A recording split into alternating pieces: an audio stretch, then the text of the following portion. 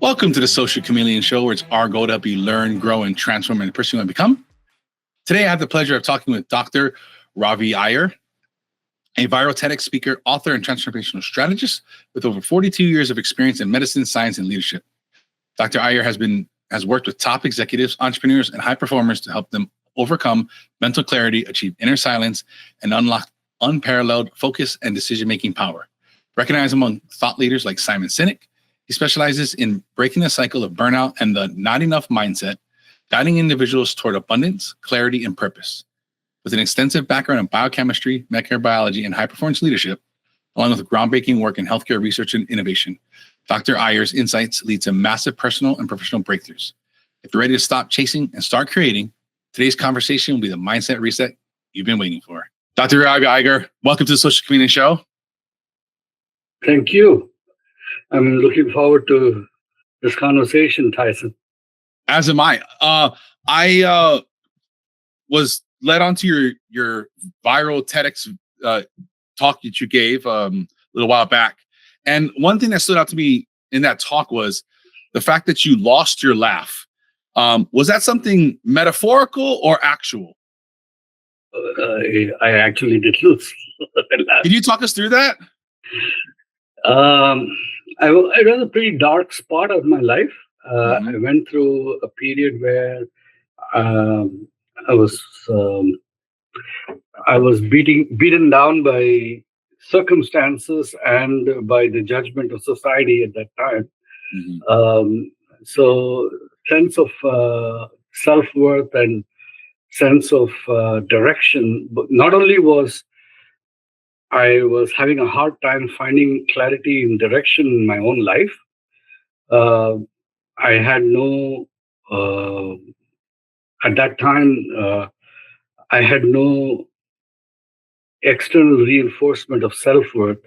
So as a result, it was pretty hard for me to maintain my sense of self-worth without that external reinforcement and mentorship.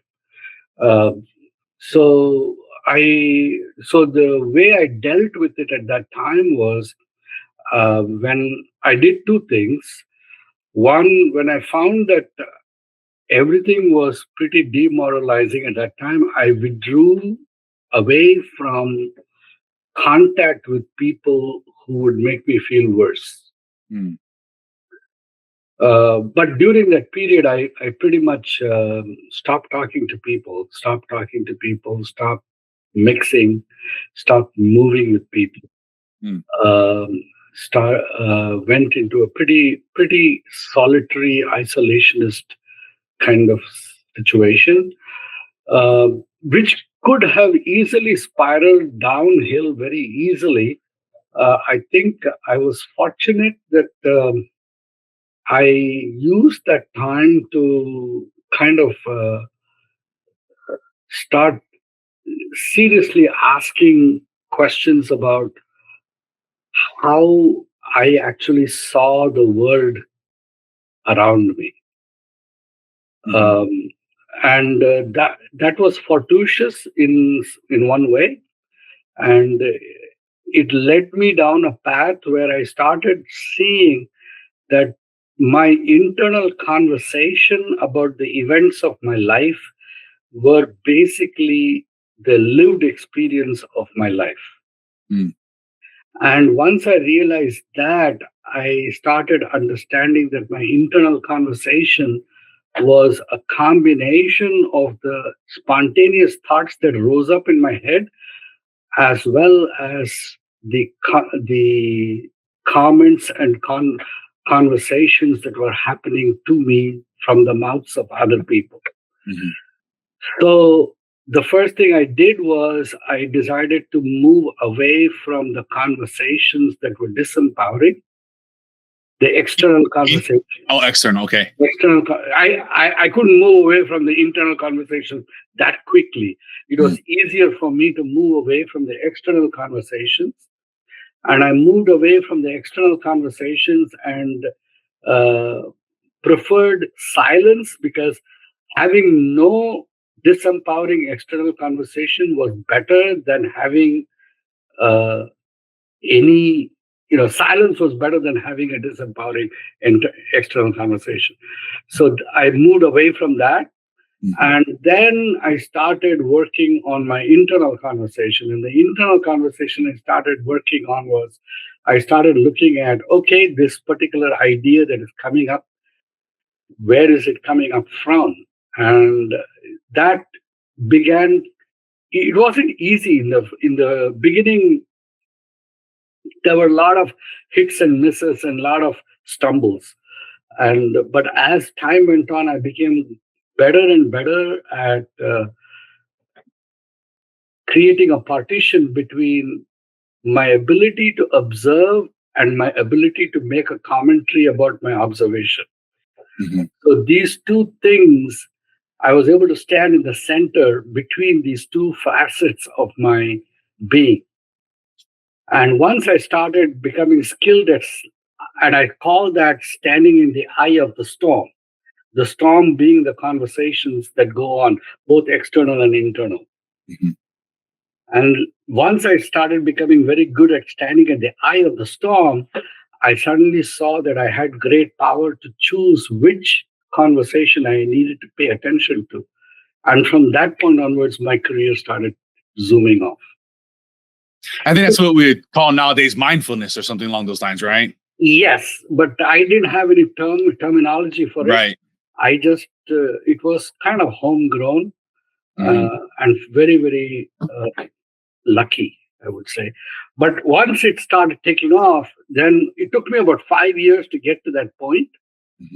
I was 18, 17 or so when I started. By 22. And then from 22, there was no stopping me after that. That reminds me of, I'm not sure where it comes from, but that quote about the living an examined life or an unexamined life, right? So when you live that examined life, the unexamined life is not worth living. Right. I think, who said that? It's slipping my mind at the moment. Yeah, there was a philosopher who said it. Yeah. Anyway, the unexamined life is not worth living. Yeah. Was the external talk, was that like school, your neighborhood, your parents, your friends? India is a very competitive society. You got 1/4 of the world's population compressed into a country the size of Texas and Texas, Arkansas, and California all combined. Yeah, not very much. So you have 1/4 of the world's population is 8.8 billion. So that's 2.2 billion people compressed into a size of a country that big. Right. Put it in perspective, the entire United States has only 350 million or 360 million.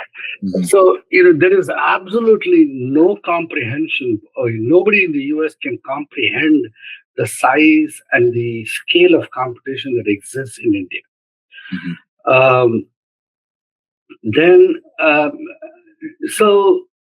So the pressure is multiple. The pressure comes from family, it comes from peers, it comes from general society, it comes from a cultural ethos that values comparison and a very, very gossipy kind of.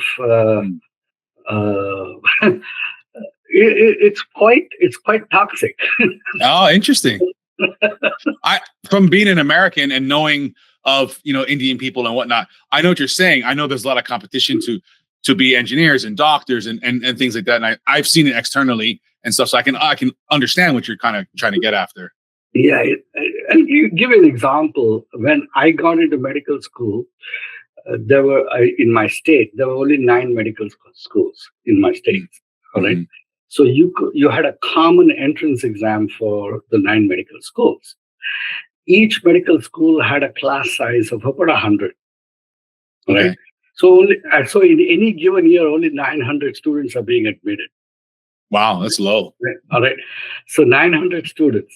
Mhm. Then out of those 900 students, they about 55% are men and 45% are women. Mhm. So I'm only competing for about 475, 480 seats out Mhm. of, all right. Now, out of those 480 seats, there is almost, I would say, uh, 200 of them are affirmative action reserved for historically oppressed minorities Okay. who did not have economic advantages. Okay. I was not an oppressed minority, so I'm competing only for about 220 seats. Wow. On the year that I applied, there were 50,000 male candidates applying for 220 seats. Oh my gosh. You better off making the NFL. Yeah. So the difference between the first person who got admitted and the last person who got admitted was one question got wrong. Wow. There is no scope for failure. Right. So No room if for error at all. no, there is. So if you understand that, Mhm. then you understand the kind of pressure that you are. It's a pressure cooker. It's a very, very tight. Mhm. Now, from what I observe, is it seems like people that grew up in that type of situation, whether it's poverty or whether it's something like it seems like there's some advantage to that. Would you agree or disagree, or how would you kind of think about that? There is always advantage to pressure. Mhm. You don't make diamonds out of or without pressure. Right. But you have to understand, for every diamond that is made out of coal, there is a billion tons of coal that just gets crushed also, Mm. Right. that never makes it to the diamond. Mhm. That's a good So, analogy. so you need to remember that, yes, of course, you'll get a diamond by putting pressure, but you'll also get a lot of coal dust. But then it's up to those that make it out, right? I think But there that might be is, something good there, right? well, it is good. I guess it's all, in Darwin's survival of the fittest, it is Right. the survivor that feels good about surviving. Right. Yeah. Survivorship bias, right? Yeah. The dinosaur is not around to complain. Yeah. Or you don't hear from the people back in your village or your town or whatever that didn't make it, right? Exactly. The 498,000 people that didn't make it into medical school that year. You don't hear about them at all. Right. Exactly. You don't get to hear about them. But there's So got to be a mental toughness, a fortitude that's forged there. absolutely. What happens is you select for those people. Mm. So I got selected out of that. So if I were to look at myself very objectively, Mm-hmm. yes, I was under that pressure, Mm-hmm. and that pressure honed the fortitude. Mm-hmm. It But I was also born with the genetic resilience and Right. toughness to not break, and the pressure made me better. And then once I started learning how to get better, it became better and better and better. And now, like, I'm at the top of my game, so Mm-hmm. it's easy for me to look down and say, but the process also created a huge repertoire of compassion in me, because Mm-hmm. I can see. Um, I Let me put it this way: I don't have any regrets about the pressure in my life. Mm-hmm. Um, I can see the value it brought into my life. Mm-hmm. I can see the gifts it has given me. And so now, in this stage of my life, I'm more of like saying that, I really don't want to waste those gifts that all that pressure created. Mm-hmm. I got to give it back to the society. I have to give it back to the community. I have to make an impact. I have to somehow make a difference before I dissolve back into the elements of the universe, Mm-hmm. so to speak. So I am driven by that ethos, to put it nicely. Mm-hmm. And there is an enormous amount of insight and compassion that that experience has created. So when I come before an individual or a group of people, I'm able to see where they are in their struggle because I've been in that place myself. Mm-hmm. And while I have compassion, I am not, my compassion is a coach's compassion. Mm-hmm. It's a compassion that seeks to empower people rather than protect them and keep them infantile. Right. Or that perpetuating that victim mentality or something like that. Yeah, there is no victim mentality. There's no need for a victim mentality. No, I agree. Once you realize, this is what I say, for every one of us who was born on this planet, before you were even conceived, 500 million spermatozoa lost the race that you won. Mm-hmm. That's the first one. The second thing is, once you were conceived, once that egg in your mother's womb was fertilized, the precise genetic rearrangement of the chromosomes of your dad and your mom that made you will never again be replicated in the history of this universe. It never existed before and it never again will exist. So knowing these two facts, the fact that you were 1 out of 500 million, you won a race of 1 out of 500 million, mm-hmm. and that there will never again be a you in the history of this universe. Mm-hmm. Why would you think that you can't accomplish anything? That is beautifully put. However, people do feel that way, right? They do, because there is a curtain, an illusion of inability that falls before their eyes and mm-hmm. prevents them from seeing what they're capable of. Is that not living that examined life? Partly. Yeah. What else? People live a life as if they have, I call it the not enough life. Mm. So people live a life where they believe that the things that are necessary to sustain them, to nourish them, to validate them, to grow and empower them is in perpetual short supply. Mm. They believe that the things that are important for them are limited in availability and are limited in lifespan. So if they don't grab it right now, it will disappear. Somebody else will get it. Somebody else will take it away, or it will decay and disappear, and it will no longer be available. They live a life as if their opportunities have a time limit. Mm. And the reason for that is because they think that the things that the resources that they need are limited by time and space. They don't see themselves as creators of the resource. They see themselves as consumers of resources.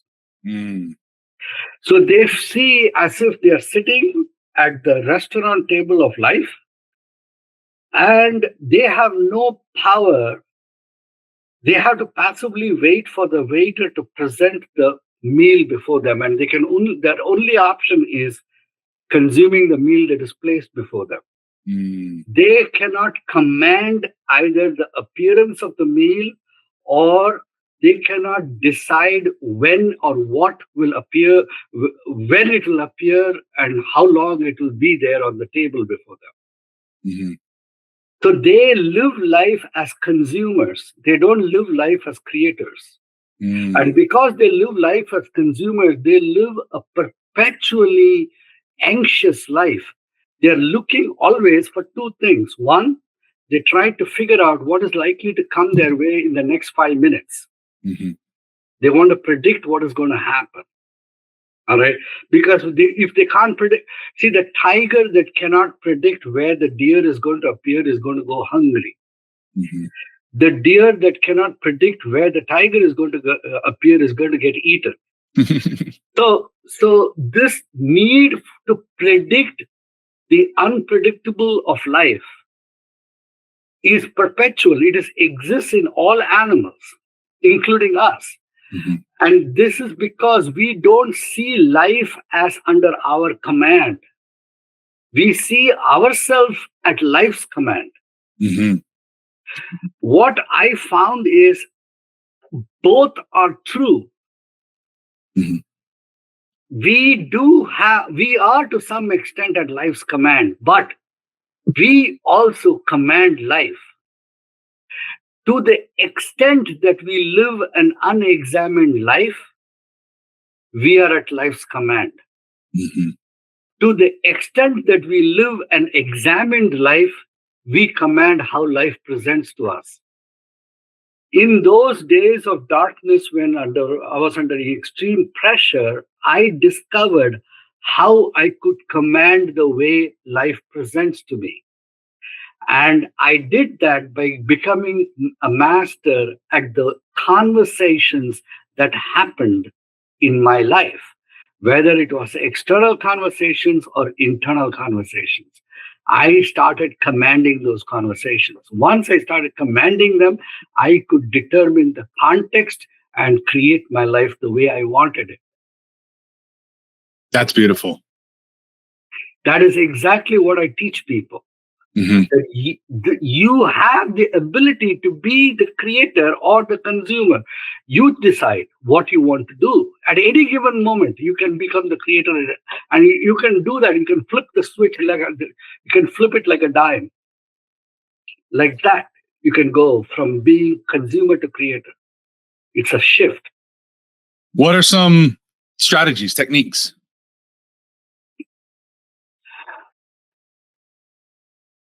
Right now, Tyson, you are sitting in a chair, right? No, I'm standing. You're standing. Okay, Mhm. you're standing. Do you feel the floor under your feet? Absolutely. Okay. So I want you to focus just on the floor of your feet, just the contact of your feet on the floor. Okay. I want you to be aware of nothing except the contact of the feet on the floor. Your entire being focused on the way your feet mold itself to the floor. Mhm. From the tip of your toe, your big toe, your second, third, fourth, and little toe, then to the ball of your feet, the arch, the outer edge of your foot, the heel, and now your whole foot. First your right foot like that, and then your left foot like that. Now, while you were knowing the contact of your feet, did the idea Tyson Gaylord, where was that? That's gone. I'm just thinking about my feet. Exactly. So Right. you do not exist when you observe life. Mhm. You exist as a conversation that happens when you stop observing life. Mhm. The contact of your feet with the floor is just you observing the sensory impact of life on your feet. Mhm. Like that, you can observe the sensory impact of everything, the images that hit your retina, the smell that drifts up your nose, the molecules that hit your tongue as ice cream that give you taste. People don't observe. They are living inside their stories that constantly spin. Mhm. And because of that, they don't eat the meal, they eat the menu of life. Ah. The stories that we have, the idea Tyson Gaylord, the desires of Tyson Gaylord, the anticipation and plans of Tyson Gaylord, the anxieties and worries and hopes and dreams of Tyson Gaylord are the menu of Tyson Gaylord. The meal of Tyson Gaylord is the impact of the world around him on his five senses. When you are aware of the meal, and we are aware of the meal. For Mhm. example, when we are embraced by a lover in a kiss, we are aware of the meal at that time, Mm-hmm. the menu disappears. And we hold on to those moments as the highlights of our life, because that's the only time we actually ate the meal. Mm-hmm. So that's the strategy. Start cultivating the ability to eat the meal instead of the menu. Yeah, that's really good. I like the way you frame that. I guess it's a form of meditation in a way, or something along those lines. It is. All meditation is observation. Right. It is conscious observation. When you start doing it all the time, then it becomes a natural habit, and then it becomes a way of being. And then you can walk through life doing it all the time. Yeah, when I learned that, I noticed. I think the easiest thing to give an example is I'll be on my phone, and I grab my phone. I'm not a big phone person, but I'll grab my phone. I need to check my email or text them, and next thing you know, I'm scrolling through Instagram or something, and then I'm like, wait, what am I doing here? And I stop. But until I started practicing that, like you're saying, practicing that meditation, that mindfulness, that examine life, then that would have maybe consumed me for longer before, until I got tired of it, or something else called to my attention. But now when I'm doing it, I'm like, wait, I was done a long time ago here. I need to put this down and put this away. I'm not even doing anything. Exactly. What happens is, when you start doing that and you become very good at it, Mm-hmm. Your life has there's a silence that pervades your being. Mm-hmm. And what you do is you engage in an activity, and then when you drop it, it drops. There is no resonance. There is no chatter that goes on for a while in your head. Mm-hmm. So you move through life with enormous clarity, because there is no noise in your head. One thing I'm curious about, what we're talking about here, is this shift from what it sounds like from scarcity to abundance. How do we start to make that shift? Is this what we're talking about here, about the mindfulness, the examine life? Is that how you're making that shift from scarcity to abundance? So once you become aware that you are the source of everything in your life, Mm-hmm. then suddenly you become resourceful. Mm. And you don't need to see, people talk about, there's an abundance mindset and a scarcity mindset. They're still working as if those things are external states to be achieved. No, they are not. It is actually you, recognition that everything comes out of you, Mm-hmm. and therefore you have an infinite timeline to create. See, there is no rush then. Mm-hmm. If you want to create wealth, you create wealth. If you don't create wealth, you have just decided that you're not going to create wealth today. Mm-hmm. That doesn't mean you can't create wealth tomorrow. So you're not sitting there and saying, oh my God, I have not done it. I have not done it. I have not done it. You'll do it. When you get around to it, you'll do it.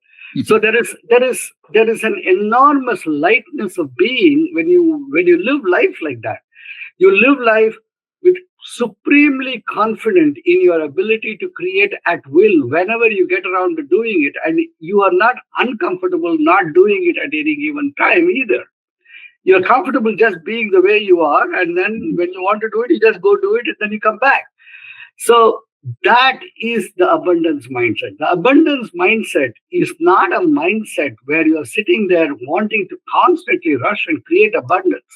An abundance mindset is a fullness mindset. You are full of it, and therefore you have no need to rush and do anything other than what is right there in front of you, and you're content.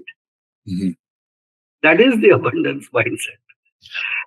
I noticed that when I made that shift from thinking about things as maybe some people would use the terms of an infinite game versus a finite game, or longer time horizons, like I felt less stressed about, I didn't accomplish X today. I didn't do the things I was supposed to do today, versus, you know what? I have a plan. I had a thing. Things didn't happen today. That's okay. I'm still on the trajectory towards what I'm working towards. Exactly. So Simon Sinek brought out this concept of finite and infinite games. Right. And it is a very nice allegory to what I'm trying to say. And we are all saying the same thing in different words to a degree. The thing is, once you get to playing an infinite game, you are not concerned with the ups and downs of the moment. Mm-hmm. Let me give you an example for what's happening to me right now. So, about a year ago, I decided that I'm actually going to start diversifying my repertoire of skills beyond the. See, I have been a physician for 42 years. So, 42 years, people think a physician just treats people. No, a physician basically empowers people to live the best life that they possibly can. Mm-hmm. And he does it. A really good physician does it physically, biologically, emotionally, and mentally, and materially also. Mm-hmm. So I do all of it. When the problem is a physical or a biological problem, I solve that. But when it's an emotional or mental problem, I solve that too. And when it's a material problem, I solve that too. So I've been doing that for 42 years. And I decided during the pandemic that I was running out of time to do it one-on-one. I needed to do it one-to-many. So I decided to expand my repertoire into public speaking. So then when I went into public speaking, everyone would say, oh, I'm not booking gigs and I'm not booking stages. I said, I'm not interested in booking gigs or stages. It'll come when it comes. Mm-hmm. I'm more interested in making a mark where I am. So I said, I'm going to first go and give my TED talk. And the first talk I gave was on the power of intentional focus. Mm-hmm. And when I gave that talk, it started going viral. I suddenly realized something. I said that we live in an economy where we have monetized human attention, right, and created an attention economy. So I said, hey, that's a great idea for a second talk. And I gave a second TEDx talk this week in University of Missouri, Kansas City, to the medical school student, the TEDx UMKC. And it rocked the auditorium. It was really good. So that's going to come out in another 2, 3, 4 weeks. It'll come out, and that's my second talk. And that talk was about the power of human connection. All right. And then in the process, because my first TED talk went viral, I suddenly realized why it went viral. It went viral because I engaged the community in the talk. And so my third TED talk, which I'm going to give in March 14th at TEDx Handley Boulevard Women, is called The Power of Community. Mm. It's so I have 3 talks back to back in 6 months. 3 TEDx talks. Most people give one and done. I've done 3 now. I'll by March 14th I would have done 3. Back to back.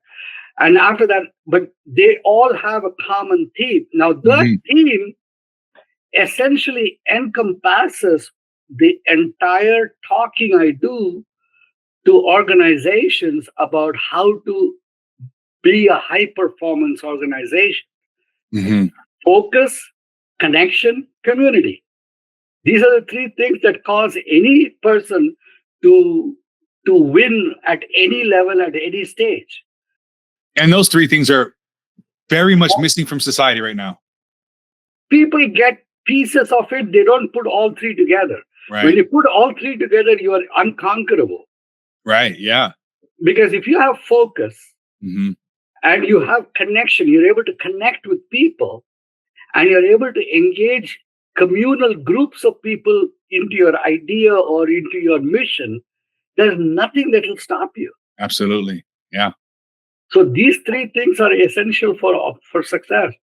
Whether it is Nike or Google or Microsoft, it all comes down to just the acquisition of these 3 skills and integrating these 3 skills into your team in an integral manner that is consistent with the DNA of the company and its ethos and mission. That's it.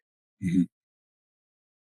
Could you, for each one of those 3, could you give us, the listeners and all of us, a quick one thing we can do for each of those to start that journey?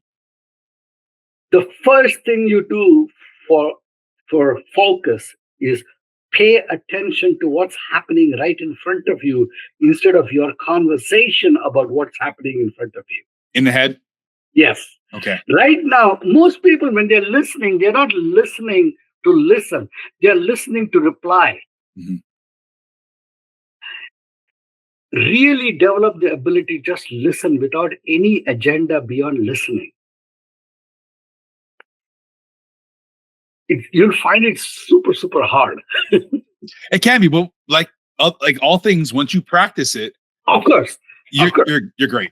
Yeah, once you practice, it becomes natural. Mm-hmm. And that's all it is. That's all that separates Michael Jordan from everyone else, right? Practice. Hitting the court, yeah. Yeah, Mm-hmm. It's basically that. A million jump shots. That's what it. But that is the purpose of life. Why? What else are you going to do in life except become better at what you do? Otherwise you might as well be a potato. So that's one. Focus. When you develop this ability to focus, connection becomes automatic. See, so here's the thing. I see. People talk about communication. Communication begins with connection. And connection begins with focus. When there is focus, then automatically you begin to connect. And when you connect only by becoming open yourself. You open yourself as vulnerable. And when you are vulnerable, the other person begins to open up also, because you are sending out a silent message across that you trust that person enough to become vulnerable and open. Mm-hmm. And then when two people are connected vulnerably, they have communion. When there is communion, communication happens. And when communication happens, a community is created. A community is not a bunch of bodies occupying the same space. Community is a bunch of hearts speaking the same speech. So when imagine you going into a company where employees or teams are connected in focus with each other, there is communion, and they are they're united in community. You think that group is going to be ever fractured by a dissension? Are they ever going to lose sight of what they are working for? No, never. That's exactly what I mean. Yeah. A company would give their next quarter earnings to get that for one day. Mm-hmm. And that's what I show people. This is how you do it. You do it, and then you do it like the way I do my marriage. I choose my wife every minute. I choose my wife when she's yelling at me. That's beautiful. So that's how you do the focus. You do it when the going gets tough. Mm-hmm. When there are people challenging your focus, that is the point when you do focus. That is the point when you do connection. When the other person is challenging you on your connection, that is when you actually connect. You don't connect when it's easy and convenient. You connect when it's hard and difficult. Yes, when that pressure. Yeah. So that's the thing. So many arguments and so many disagreements and so many misunderstandings is because you're not listening to somebody. Yeah, I have an exercise I do to demonstrate connection and how difficult it is to actually have a fight when you're connected. Mm-hmm. I make two people shake hands, and then I say, okay, don't let go. Just keep holding each other's hands. Now try to have a fight with each other holding hands. That'd be weird. They can't. Mm-hmm. I've done this exercise so many times. I said, they have to let go to argue. Just having an argument, a disagreement, it's impossible. It's very, very hard to hold hands and have an argument. I'll have to grab my wife's hand next time she yells at me. She will shake it away. You just know. Yeah, I'm sure she will. I'm telling you, I've done that with my wife. She'll say, "Get away, don't touch me." That's what she'll do. We're still arguing. Hold on. Exactly. Don't touch me. The reason they don't want to be touched is they don't want the connection. It is because you're not being heard. You're being misunderstood, right? Because they don't want the connection. Because if they get the connection, they can't have that argument. They can't say what they want to say with that force and emphasis and vehemence. So they have to disconnect to do it. And that is the essence. That's beautiful. What a simple concept. But when you start to think about it, like you're saying, it starts when you're focused on somebody and you're giving them your attention and you're actually listening. Then you don't necessarily have that disagreement. You don't have that misunderstanding. Then you can connect, and then you can build a community behind a purpose because everybody's listening to what's happening and following along. I do that in my clinic all the time. See, people don't come to a doctor's office with things going right in their life. They come because there's a breakdown. Right. So one of the things you are as a doc is that you got to be able to connect within that 15-minute window and get that person to open up. So the first thing I do is I walk in, I say, "Hello, Mr. So-and-so, how may I help you?" And then as they're talking, I'll very casually reach over, lift their hand and hold their pulse as if I'm doing I'm not doing the pulse at all. I don't need to feel their pulse. All right. But I'm holding it as if I'm doing the pulse. What I'm doing is connecting. And when I'm connecting, I can instantly feel just by holding their hand like that, automatically you can see the resistance just melt away. They open up. And now I have an opening to actually contribute to them. I can tell them, they listen to me, or I'll offer an advice or I will listen to them, and there is dialogue. Dialogue requires that opening, and you can't open unless you connect. And to do that, you got to focus. Right. Could we go back to you're talking about attention economy? Yeah. How do you want to define that? How do you want to talk about that? So in today's world, and this is my second TED Talk, it'll come out in about 3 weeks. It's called The Power of Connection, How Connection Breaks the Trap of the Attention Economy. All right. So the today's world, we have created a digital media economy that has monetized human attention. And it has captured humanity at the core of their existence. And as a result, what we do is we engage with these platforms, whether it is Facebook or TikTok or Twitter or YouTube, it doesn't matter, you name it, or even the TV, print and visual media that is out there.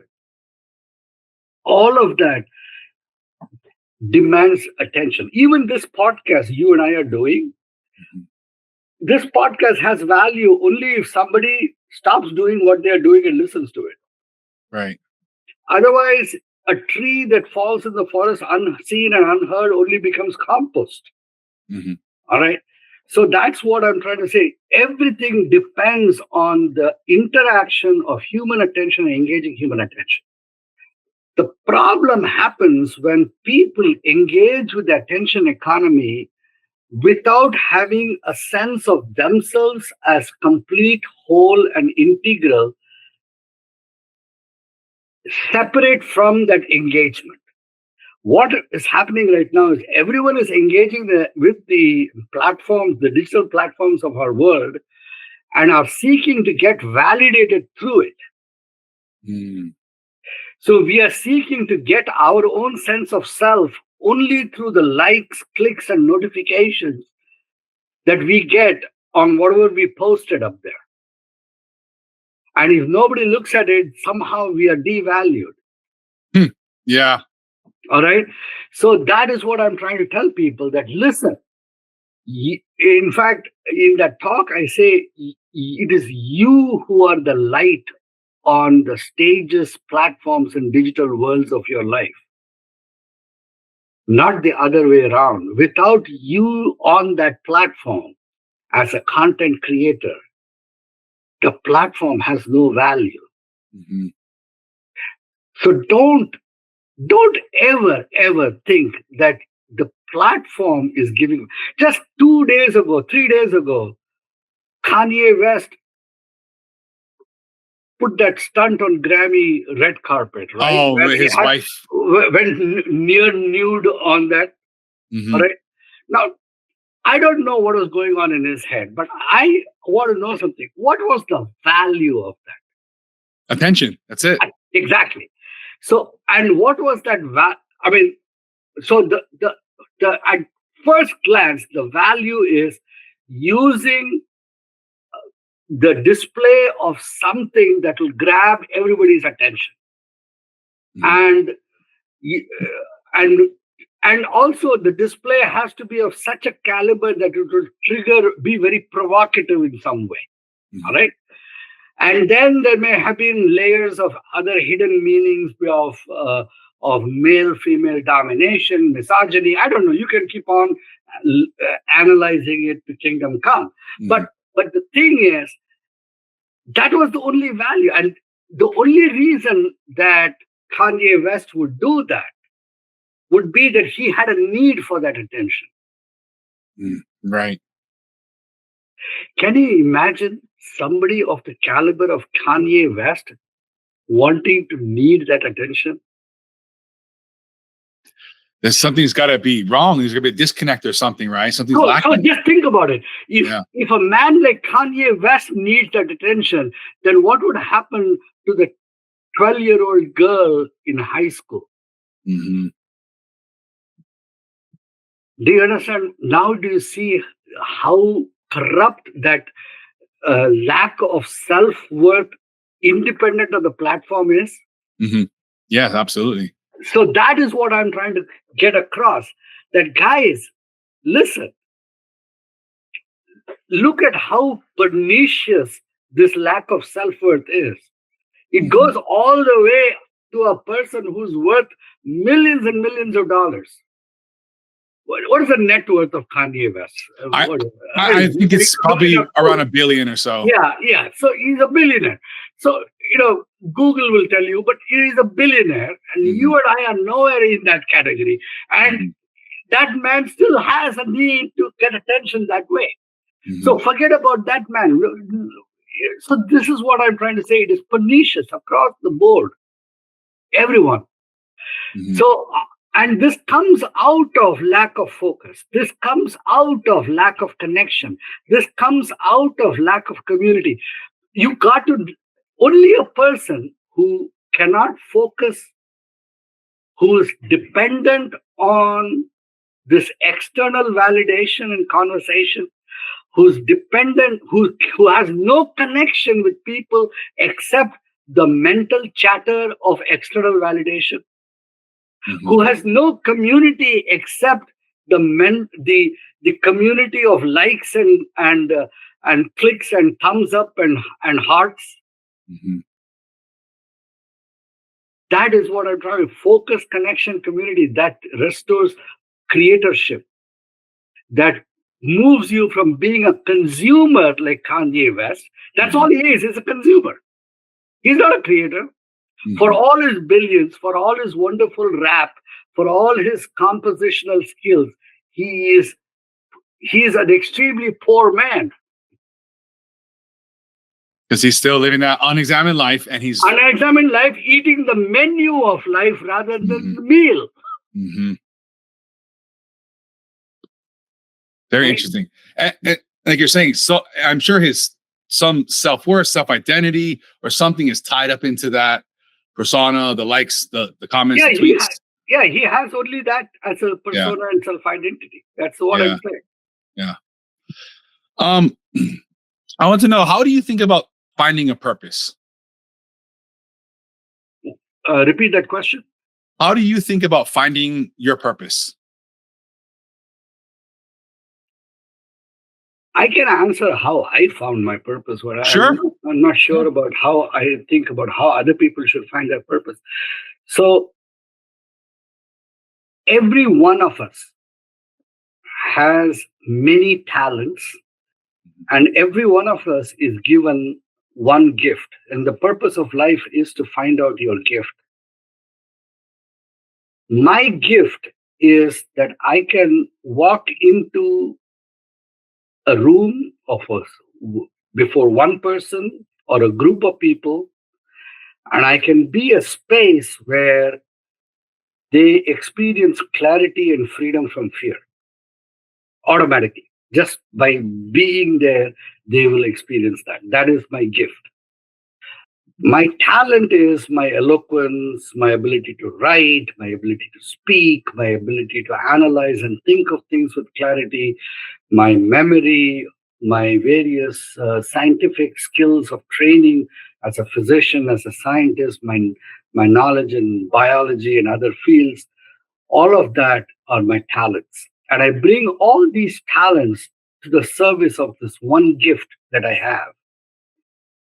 And the net outcome of that gift is empowerment. Mm. So each person has to find what is that one gift that they give to people. And they just have to bring all their talents in the service of that gift.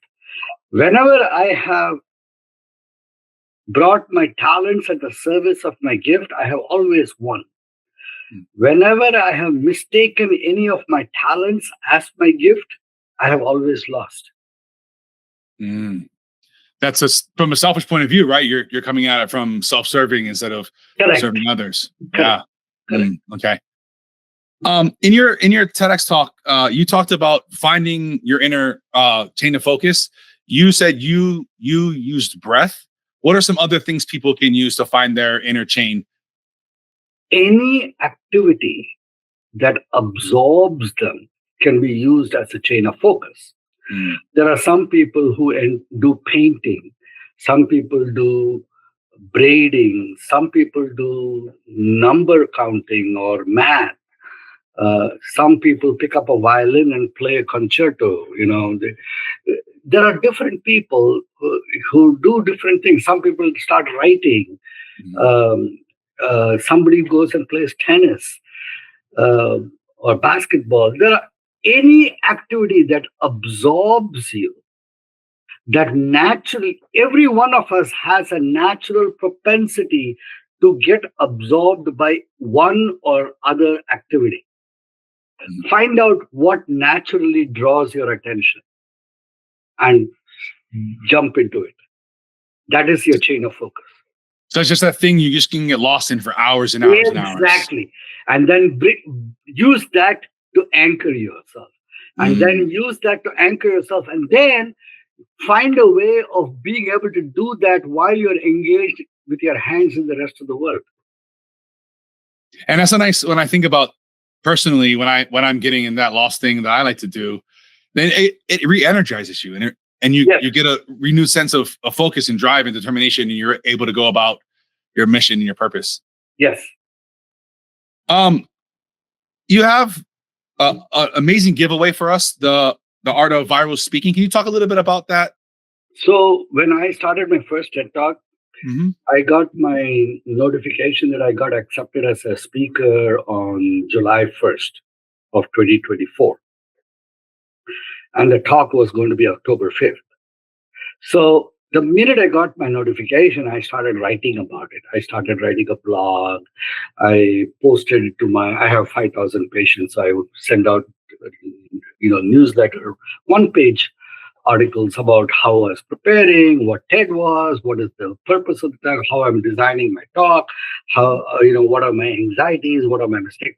I would post it twice a week to my patients, my 2,000 Facebook followers, my 1,000 LinkedIn people, my alumni of my high school that I graduated 50 years ago in India.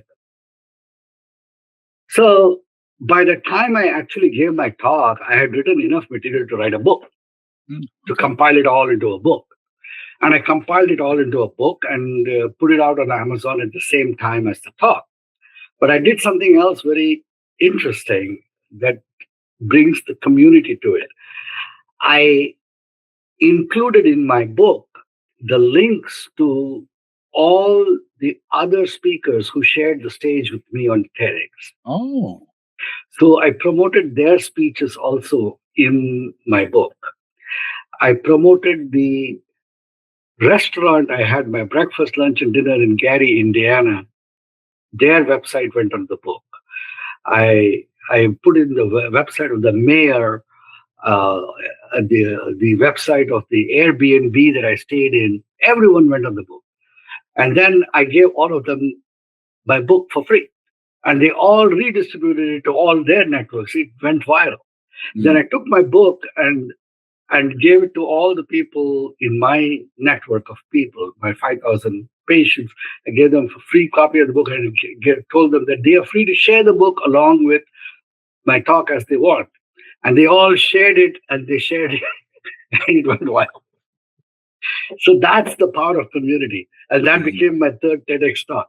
It's called The Power of Community on Viruses, Warthogs, and TEDx Virality. That's what I'm going to talk on March 14th. And we'll link all those TED Talks for you guys in the show notes and whatnot. You also have The Reaper's Dance. You wrote about the COVID-19 pandemic stuff. I'll link to that as well. And there's a third book coming out in another 10 days. It'll come out on Valentine's Day. It's called The Squirrels in My Brain. It's Squirrels in My Brain. Convert the superpowers of neurodiversity into neuro-aligned super teams.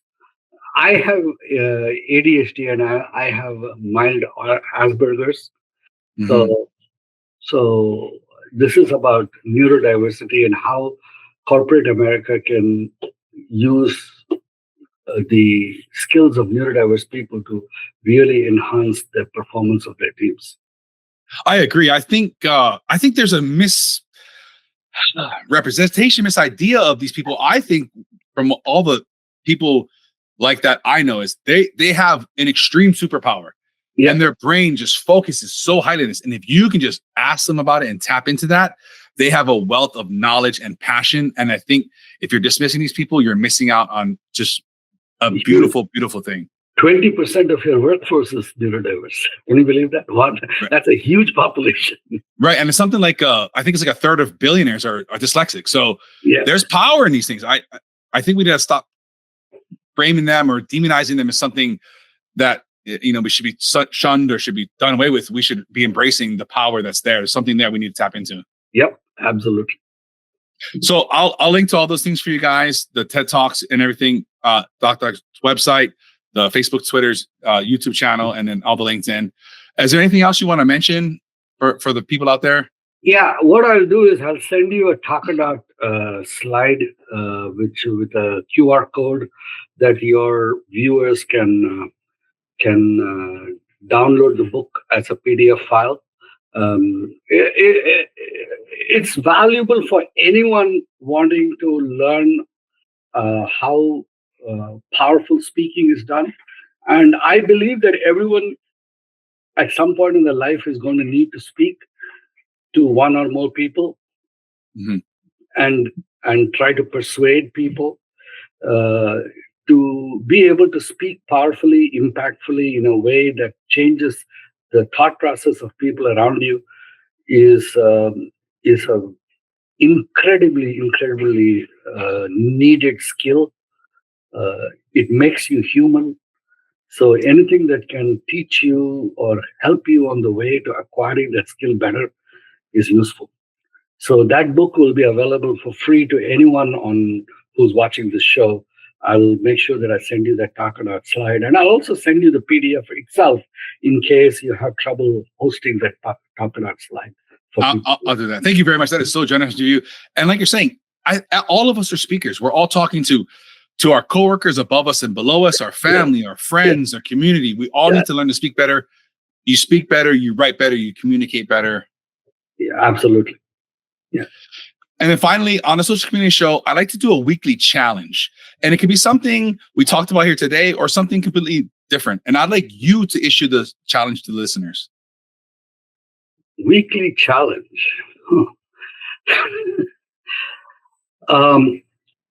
I think if you can spend one day where you really do not engage with a digital media platform at all for one day, but instead use the time that is freed up from that activity